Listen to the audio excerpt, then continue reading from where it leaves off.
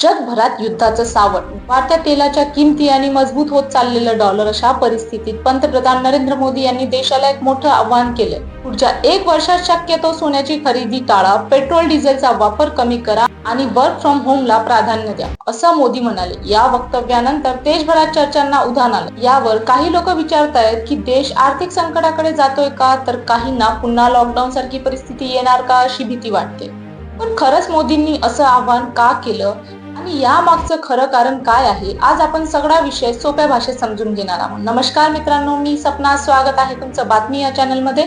चॅनलला सबस्क्राईब नसेल केलेलं तर नक्की करून घ्या. चला तर सुरुवात करूया आपल्या बातमीला. हैदराबाद मधील एका कार्यक्रमात बोलताना मोदी म्हणाले की मिडल ईस्ट मधल्या संघर्षाचा परिणाम आता भारतावरही दिसू लागला आहे. भारत आपल्या गरजेचं जवळपास 80% कच्चं तेल परदेशातून आयात करतो आणि त्यासाठी डॉलरमध्ये पैसे द्यावे लागतात.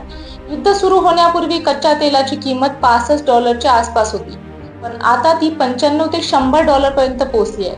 काही दिवसांपूर्वी तर तेलाचे दर $120 पर्यंत गेल्याचंही पाहायला मिळालं. त्यामुळे भारताचा खर्च प्रचंड वाढलाय आणि याचा थेट परिणाम देशाच्या अर्थव्यवस्थेवर होताना दिसतोय. याच कारणामुळे मोदींनी लोकांना पेट्रोल डिझेलचा वापर कमी करण्याचं आवाहन केलंय. मेट्रो वापरा, कारपुलिंग करा, इलेक्ट्रॉनिक वाहनांना प्राधान्य द्या आणि अनावश्यक प्रवास टाळा, असं त्यांनी सांगितलं. सोबतच वर्क फ्रॉम होमलाही पुन्हा महत्त्व द्यायला पाहिजे, असंही मोदी म्हणाले. कारण जितका इंधनाचा वापर कमी होईल तितका देशाच्या डॉलरवरही खर्च कमी होईल. पण सगळ्यात जास्त चर्चा झाली ती सोन्याबाबतच्या वक्तव्याची.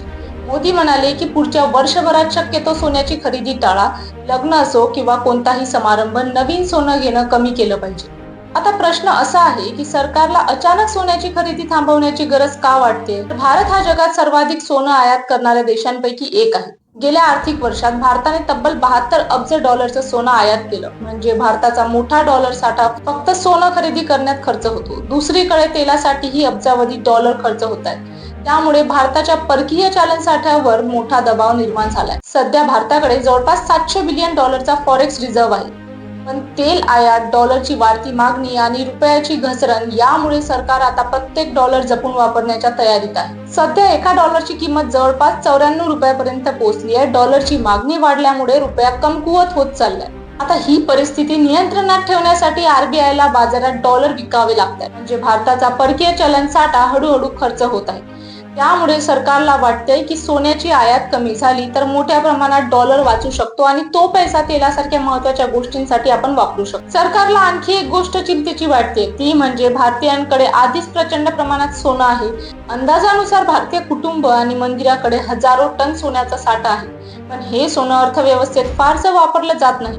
त्यामुळे सरकारचं मत आहे की नवीन सोनं खरेदी करण्यापेक्षा देशाचा डॉलर साठा वाचवणं जास्त महत्त्वाचं आहे. मात्र याचा अर्थ देशात लगेच लॉकडाऊन लागणार असं अजिबात नाही. भारताकडे अजूनही काही महिन्यांचा इंधन साठा उपलब्ध आहे, पण भविष्यात मोठं संकट येऊ नये म्हणून सरकार आधीच सावध पावलं उचलताना दिसते. कारण युद्ध, वाढत्या तेलाच्या किमती आणि डॉलरवरील दबाव या तिन्ही गोष्टी एकत्र आल्यावर अर्थव्यवस्थेवर मोठा परिणाम होण्याची शक्यता आहे. आता पाहायचं म्हणजे मोदींच्या या आव्हानाचा लोकांवर खरंच परिणाम होतो का? कारण भारतात सोनं हे फक्त गुंतवणूक नाही तर भावना, परंपरा आणि प्रतिष्ठेशी जोडलेलं आहे. त्यामुळे लोक खरंच पुढच्या वर्षभरात सोन्याची खरेदी कमी करतील का, हे पाहणं आता महत्त्वाचं असेल. तुम्हाला काय वाटतं?